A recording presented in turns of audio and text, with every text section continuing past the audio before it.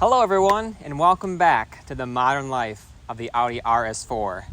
This is episode 9. I can't believe that we're on episode 9 of these videos. I know it's been a while, been a busy time in the house, but I got a couple videos coming your way. Today's video is called the Quirks. Now, if you've noticed where I'm standing in a position where another pretty famous YouTuber stands. His name is Doug DeMuro. He's got a website, Cars and Bids, and he does this thing where he evaluates cars, focuses about half his time on the quirks, and then he gives them a bunch of overall scores. I'm not going to do all that, but I do want to talk today about some of the quirks of this car because there are many, and they are quite interesting. However, I don't really want to call them quirks because when I think of quirks, I think of a good car with a quirk that makes it less of a good car, or a bad car with a quirk that makes it a little more enjoyable or understanding. And that's not what I'm talking about with this car at all. This car is fantastic, and the quirks make this car even better. It really feels like the engineers had a bit of a blank slate or an additional amount of money to spend on making this car super fantastic. So instead of calling them quirks, what we're going to talk about is things that enhance this car's kind of, we'll call it three-headedness. Most cars try to be good at one thing and they don't really succeed. It's pretty rare for you to get a car that's good at two things. I really believe that this car is so fantastic, it's good at three things. It is good at being an Autobahn cruiser, an all-weather monster, and a luxurious executive saloon car.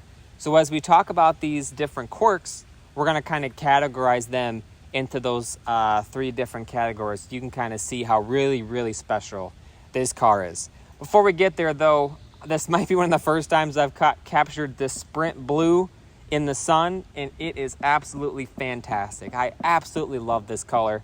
It's a little dirty. There's a detailing video coming up, so we'll get some clean shots of the car after it's been properly detailed, especially on the outside. But let's get into the quirks and features that enhance this three-headed monster of a fantastic, fantastic car. Okay, we're gonna start on the exterior. This little guy right here, it is not for your tow hook. This car actually has headlight washers.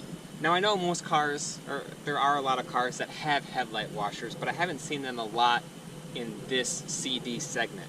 Now, I don't particularly think in Michigan, even though I get tons of bad weather here, I can't really recall needing headlight washers.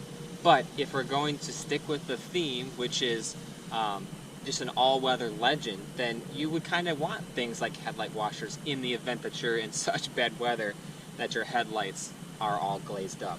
Now these are pretty unique. Again, the headlights have to be on. You use the sprayer for the main washers, and when you do that, you'll get these guys to pop on. Again, not 100% necessary, but pretty darn cool.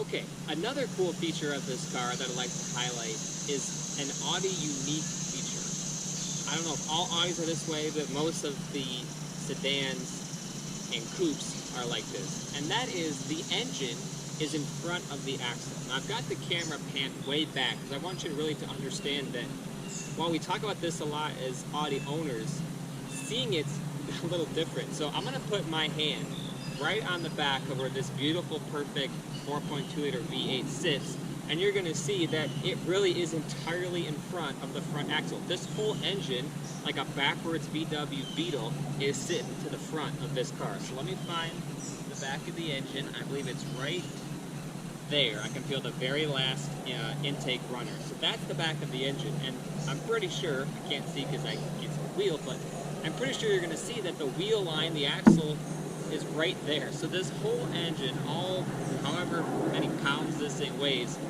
all in front. Very cool. Very unique. Very cool. One of the more simpler features on this car that I don't really know why other cars don't do, it did seem to be a bit of an Audi thing, but when you use the key fob to lock the car tells you that it's locked and armed. You know, some of the cars, when you click it twice, it'll tell you, but this one does a check. It's a very reassuring, you're all good, not a problem scenario, and then it gives you a little beep, as I will demonstrate. Hit the lock button. And there's the beep. Car's good. Doors are closed. Hatches are closed. Windows. Everything is good. I don't know why more cars don't do this. I love that feature. Okay, now we're on the back end of the car. Same thing. Back here, and these taillights, this is the main taillight here with the turn signal and the marker. Right here is the rear fog light. Now, again, some cars have this, especially German cars. When you turn the rear fog lights on via the headlight switch, these display very brightly. Again, not super necessary, but there have been times, especially with my other cars, when we get lots of snow where visibility is poor, it's kind of nice to have these. I can imagine maybe driving up through mountains in the Alps or whatever, and through some fog, it's going to be really nice to have these. The B8 S4 had them. For whatever reason, the B9 did not, which was kind of a bummer. So this kind of gives you that old, classic, European type sports car feel to me, and I think they're really special. It enhances this car. Okay, one more little feature on the outside. Obviously, before we've covered the things like the unique body panels that make this car really sit down and sit with big shoulders, the lower valences, the rear tailpiece, everything we've kind of covered before. It's not really going to cover those, but it does give it that muscular Autobahn menacing look. The one feature I do want to cover that's new is it's kind of actually a quirk like we talked about earlier, where I'm not sure what the engineers were thinking. There's only like 2 of them on this whole car. This is not the worst one, but the fuel door. It may not look like it, but this is open. So if I want to open this to fill gas, I really have to stick my finger in here and open it. Other cars, they kind of pop out more like this, but this one sits just like this. It's not quite enough. Now, I suppose it could be a mechanical problem. Maybe something in here is fatigued. I've looked through it. It looks fine. There's no reason to me to replace it because it's not that big a deal. But it is a little quirk that can be a little annoying. Okay, now we're going to start to move inside the car. By inside, I mean in the trunk. Now, you're going to see this a couple of times in this car repeat itself, but there is a lot of really creative storage in this car. Over here on the side, you can't see it, but there's one of those little nets on the side with the 12-volt socket. That's nice. That's pretty normal. But they actually have a cubby hole or a pocket that's latched. I keep my Audi hat in here. I'm assuming there's some other module or something in there. I think the Sirius radio might be in there, if I remember correctly.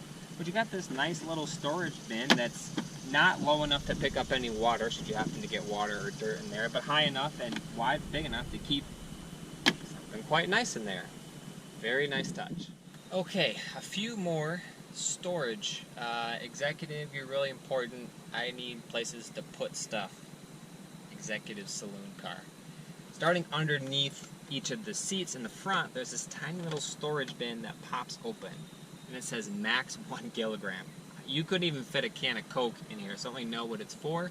But I guess when you're rich and you're an executive, you know what everything is for, and you'll find uses for these 2 little storage bins. Also under here, if you happen to be, maybe you sent your driver Jeeves to go get you some important documents, he can store them right here in this little document cubby hole. It'll fit an 8.5 by 11 manila folder. Pretty cool. A lot of people put their owner's manual there. It always fell out, so I didn't leave it there. I put it in a glove box, but a neat little storage bin area should you find the need to store your important documents while you're hauling down the Autobahn. Another interesting storage bin is this one right here. So it's for credit cards. Now in the Euro spec cars, this was a cup holder. So you push this and a cup holder popped out. There's no cup holders here in the Euro cars. They have a start button and it's just flat plastic. But for whatever reason, we're the US, we got 2 cup holders. And then we got this credit card storage bin. I have a cloth for my glasses in here, but I'm really trying to figure out why you would put your credit cards in here. And I tried to think through all the scenarios I'd want my credit cards outside of my wallet, because that's the only, my wallet won't fit, so this is the only way I could get my credit cards in here to take them out. And the only thing I could think of is that, well, when I'm driving down the turnpike or the toll road, I usually keep my credit card out to quickly swipe every time I go through a booth. So it would be cool to put the card here instead of letting it floating around the dash. But the problem is this car was built in 2006, and the tolls near me, the Ohio Turnpike, all the routes around Chicago, they just got credit card things like maybe 5 or 6 years ago, maybe a little more, but definitely not in 2006. So I don't really know why you would want this little credit card thing here, but it is what it is. Okay, another feature in this car, this is the biggest one. This is the biggest quirk of the whole car, and I'm not going to talk about it, I'm just going to demonstrate. So, we're going to take the parking brake off, hopefully we don't roll away. I'm going to put the armrest in the position that I normally would use, which is about right there. And now I'm going to, let's say I come up to park, or a parking space, whatever, right? And obviously I want to put the parking brake on. Look what happens. It hits the armrest. Every single time this hits the armrest. So I end up having the armrest about like right here because that's about where I can get my hand and clearance in. I don't know why they didn't have this armrest a little to the right or have a cutout or something, but this is kind of goofy that it is this way. So not great there, Audi engineers, but we'll give this one to you because everything else in this car is pretty fantastic. Now, one of the really cool features of this car, it's very small, very insignificant, but I think it's a fantastic idea and don't know why other cars don't do it. And that's this little guy right here. I'm assuming it's a sun visor for your rearview mirror. So let's say you're driving down the road, you've got your big sun visor on, sun's crashing through, it's over here somewhere, this one's not doing much, it's kind of peeking right there, you can't see. Well, put this little guy down, covers, and then you can still use your rearview mirror, you're not getting blindsided by the brightness of the sun. So, put that back, very cool feature. Okay, last but not least, we're going to cover some unique stuff here in the back seat. All of my Audis have always been fantastic backseat cars. In fact, I wish I was able to spend more time riding in the back seat because they are really, really nice places to be. I feel like with BMWs, you take a step back. The seats aren't as comfortable, the leather maybe isn't as nice in the back as opposed to the front, but not in Audis, at least not in the ones that I had. It's just as good back here as in the front. So a couple of quirks. The headliner is not one piece. There's these multiple pieces all the way around, which I kind of like. It makes it feel more premium, and maybe it's even easier, to service what's behind those panels. It has, as I've displayed here, very nice sunshades for the windows, manual on both sides, which that's not too uncommon, I guess, in a car of this segment. But what I do think is pretty uncommon, especially in this year range, in this CD segment, is a power sunshade. There's a button up front there, you push that button, sunshade comes up. It's very nice, especially when you've got passengers back here to keep them nice and cool. Now, a couple of things before we wrap up. Normally this little guy here, right? You've got some cup holders, that's pretty normal. Normally there's a little bit of storage in here, right? And there is in this car, except they put something unique, and I think it's actually really, really smart. Let's say you're in an accident and you need to get to the first aid kit for cars that have first aid kits. A lot of these older German cars did. Well, they're usually in the trunk. Well, what happens if you get hit in the trunk and you can't get it open? Or maybe you got into an accident in inclement weather and you don't want to exit the car? Or maybe you're unable to exit the car? Well, Audi's got that covered in the B7 RS4 because medkit. The medkit for this car is in this little storage bin. Now, if you're some sort of executive and like to store things back here, maybe that's going to get in your way, but I think that's really, really smart. Even more smart, and this really emphasizes both the all-weather and the Autobahn cruiser in this car, is this little guy right here. So, this is, I'm assuming, a ski bag. Now, the few times that I've gone skiing or snowboarding, I have put skis and stuff through my other cars through this pass-through hole. But the problem is that skis and snowboards usually have a sharp edge to them, and I'm really worried about it touching the seats, ruining something in here, and it makes me nervous. Well, Audi's got that covered in the B7 RS4 because you have a ski bag. I'm assuming the length of this bag goes for the average ski, and you even have straps that you can strap it down. So, if you need a good ski car, a car that's going to get you up the slopes fast and get you protected in all scenarios, B7 RS4 is your ticket. Okay, that is the end of this video on the Quirks. Really the magnificence, the extra features, the bonuses, the B7 RS4, that even in US spec make this an absolutely fantastic car in every aspect. That's really well thought out, really well executed, really well engineered, and in typical Audi fashion, just absolutely fantastically built. So, until the next video, we'll see you soon.